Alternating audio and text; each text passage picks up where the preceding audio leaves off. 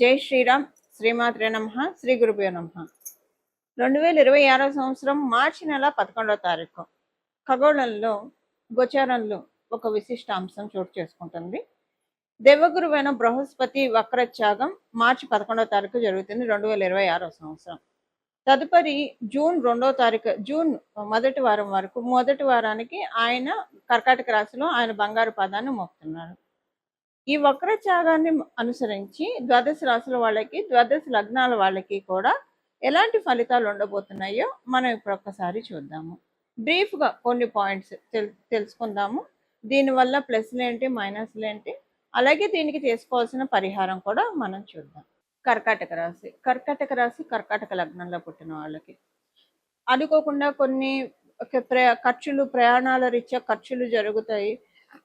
లేదా సడన్ గా ఏదైనా ఒక ఈవెంట్ కి గిఫ్ట్ కొనడానికి కావచ్చు, సడన్ గా ఆల్ ఆఫ్ ఏ సడన్ ఒక ఈవెంట్ కి వెళ్ళాల్సి వస్తారు, దానికి ఖర్చు అవుతుంది. అక్కడ గిఫ్ట్ కొనడానికి కావచ్చు, మీకు వెళ్ళడానికి ఖర్చులు ఇలాంటివి అవుతాయి. లేదా మీ ఇంట్లోనే ఒక ఈవెంట్ జరగచ్చు.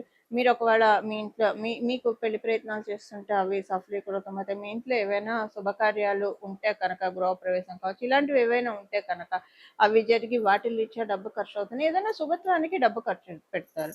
అలాగే మీరు విదేశాలు వెళ్ళాలన్నా, ఏదైనా దూర ప్రాంతాలకు వెళ్ళాలని ప్రయత్నిస్తూ ఉంటే ఇది రైట్ టైం.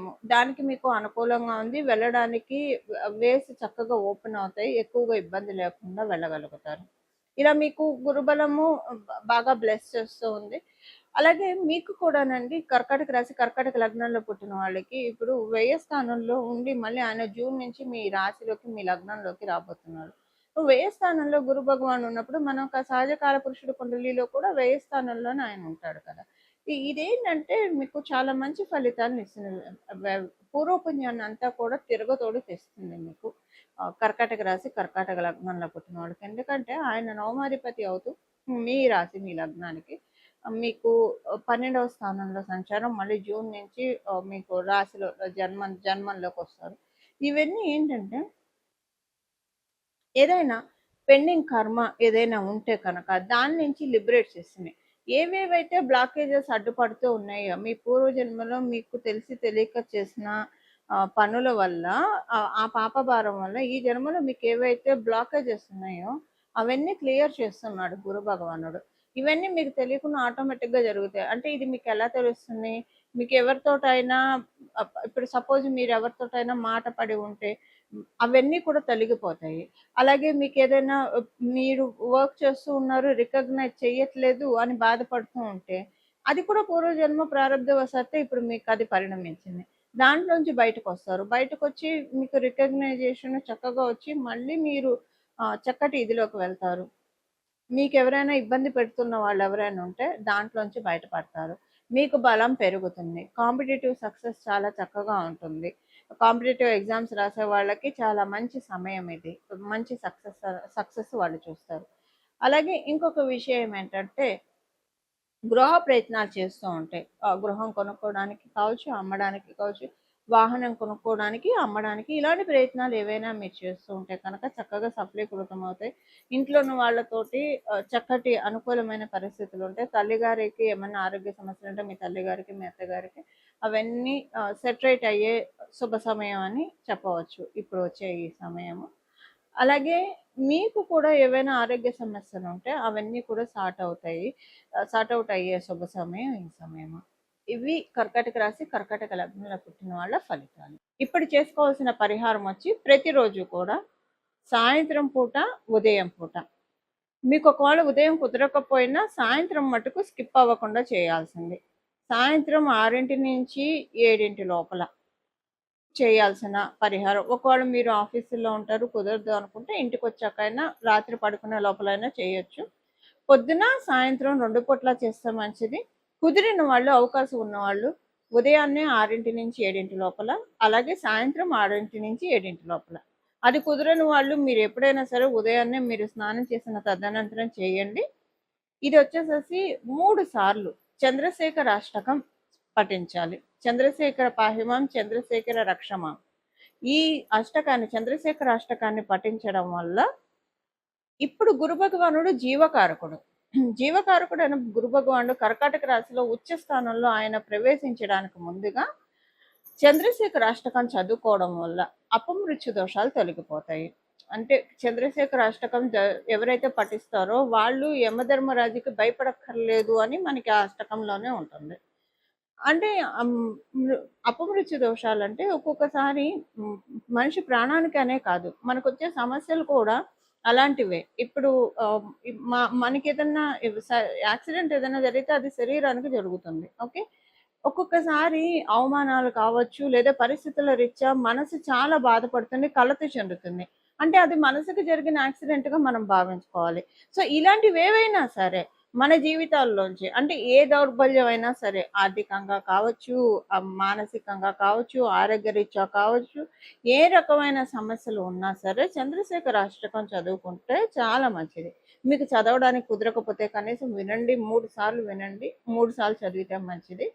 మామూలుగా కూడా మనకి అనురాధ ప్రతి నెల కూడా అనురాధ నక్షత్రం ఉన్న రోజు కనుక చంద్రశేఖర అష్టకం చదివినా విన్నా కూడా చాలా మంచి మార్పులు మన జీవితంలో చోటు చేసుకుంటాయి. ఎందుకంటే మనకి దీర్ఘాయువునిచ్చేది 9 గ్రహాల్లో లాంగ్విటీనిచ్చేది సాటర్న్, శనీశ్వరుడు. అనురాధ నక్షత్రం శనీశ్వరుడికి సంబంధించిన నక్షత్రం. ఈ నక్షత్రం రోజు అనారోగ్యంలో ఉన్న వాళ్ళు కావచ్చు, లేదా ఆరోగ్యం కోరుకున్న వాళ్ళు కావచ్చు, జీవితంలో అంతా సాఫీగా సుఖంగా సాగిపోవాలని కోరుకున్న వాళ్ళు, ఎవరితోటి ఎలాంటి భేదాభిప్రాయాలు లేకుండా అంతా కూడా చక్కగా మన జీవితం సాగిపోవడానికి ఇలా మనకి రకరకాల కోరికలు ఉంటాయి. అలా ఉన్నవాళ్ళు అనురాధ ప్రతి నెల కూడా అనురాధ నక్షత్రం రోజు ఇది చదువుకుంటే చాలా మంచిది. ఇప్పుడైతే మనకి గోచారంలో ఈ విశేషాంశం ఉండడం వల్ల ప్రతిరోజు చంద్రశేఖర అష్టకం 2 పూట్ల ఉదయం మరియు సాయంత్రం 3 సార్లు, ఉదయం 3 సార్లు, సాయంత్రం 3 సార్లు చదవడం కానీ వినడం కానీ చేయండి. గురు భగవానుడు తర్వాత మీకు ఇచ్చే రిజల్ట్స్ చాలా అత్యద్భుతమైన ఫలితాలను ఆయన అందిస్తాడు. మనకి పరాశర సంహితలో ఒక విషయం ఉంటుందండి. గురు భగవానుడు ఎవరికైతే లగ్నంలో ఉంటారో, వాళ్ళున్న రాశిలో కావచ్చు లేదా లగ్నంలో కావచ్చు, ఎవరికైతే ఉంటారో వాళ్ళు కనుక శూలధారికి ఒక్క నమస్కారం చేస్తే వాళ్ళకి ఉన్న అంటే వాళ్ళకి ఎవరైనా ఇబ్బందులు పెడుతున్నా, పరిస్థితుల రీత్యా ఇప్పుడు నెగిటివ్ ఎనర్జీస్ ఇబ్బందులు పెడుతున్నా, మనుషులు ఇబ్బంది పెడుతున్నా, ఎలా ఉన్నా సరే ఒక్క నమస్కారం ఆయనకి చేయడం వల్ల అవన్నీ పటాపంచలైపోతాయని మనకి పరాశర సంహితలో ఉంది. శూలధారి అంటే పరమేశ్వరుడు. మన అంటే ఇంకా మనకి శూలధారులు చాలా మంది ఉన్న మన దేవీ దేవతలు ప్రధానంగా గురు భగవాన్ అంటే పరమేశ్వరుని సూచిస్తారు. చేయడం వల్ల చాలా మంచి ఫలితాలు వస్తాయి. ఇప్పుడు అందరికీ జాతకంలో ఇలాంటి గ్రహస్థితి ఉండాలని ఉండదు కదా. అందరికీ గురు భగవానుడు లగ్నంలో ఉండాలని ఉండదు, వాళ్ళ రాశిలో ఉండాలని ఉండదు. ఉన్న వాళ్ళకి ఇప్పుడు ఇది చేయడం వల్ల ఇంకా నక్క తోక తొక్కినట్లే. లేని వాళ్ళు కూడా ఈ బలాన్ని తెచ్చుకోవడానికి ఇప్పుడు మన దగ్గర ఒక వస్తువు లేకపోతే కొనుక్కొచ్చుకుంటాము. కొనుక్కొచ్చుకుంటే మనకు వస్తుంది. అసలు కొనుక్కోవడానికి డబ్బులు ఉండాలి కదా. ఆ డబ్బులు మనం సంపాదించుకుంటే ఏదైనా వస్తువు మనం కావాలంటే వస్తువు కావచ్చు, ఇల్లు కావచ్చు, స్థలం కావచ్చు, బలం కావచ్చు, వాహనాలు కావచ్చు, కొనుక్కోగలుగుతాం. సో అలా సంపాదించుకుంటే మన ఇంట్లో కూడా ఉంటుంది. అలా ఇప్పుడు మన జాతకంలో ఎవరి జాతకంలో అయినా గురు భగవానుడు లగ్నంలో కావచ్చు, రాశిలో కావచ్చు లేకపోతే దాన్ని కొనుక్కోవాలి. కొనుక్కోవడం అంటే ఏం చేయాలి? ఏం చేయక్కర్లా, మీరేం డబ్బులు ఖర్చు చేయక్కర్లా.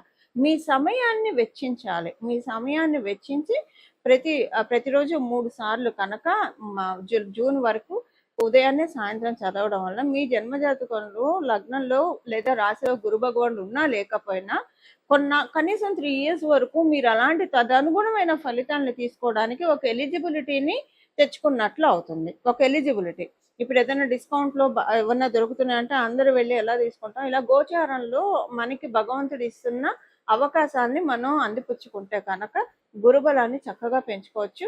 ఇప్పుడైనా కదా, నేను మళ్ళీ ఇంకొకసారి చెప్తున్నాను, ప్రతి నెల అనురాధ నక్షత్రం ఉన్నప్పుడు కూడా చంద్రశేఖర అష్టకాన్ని 3 సార్లు ఎవరైతే చదువుతారో, శ్రద్ధతో భక్తితోటి చదువుతారో, వింటారో వాళ్ళకి చాలా అంటే చాలా ఉత్తమమైన ఫలితాలు వస్తాయి. ఇలా మనందరి జీవితాల్లో మనందరం కూడా గురు భగవానుడి యొక్క అమృతపు జల్లుని, అమృతపు ఆశీస్సుల్ని తీసుకోవాలని చెప్పి మనందరి తరఫున దక్షిణామూర్తి స్వామివారిని ప్రార్థిస్తూ, పరమశివుని ప్రార్థిస్తూ మంగళం. నమో భగవతే వాసుదేవాయ.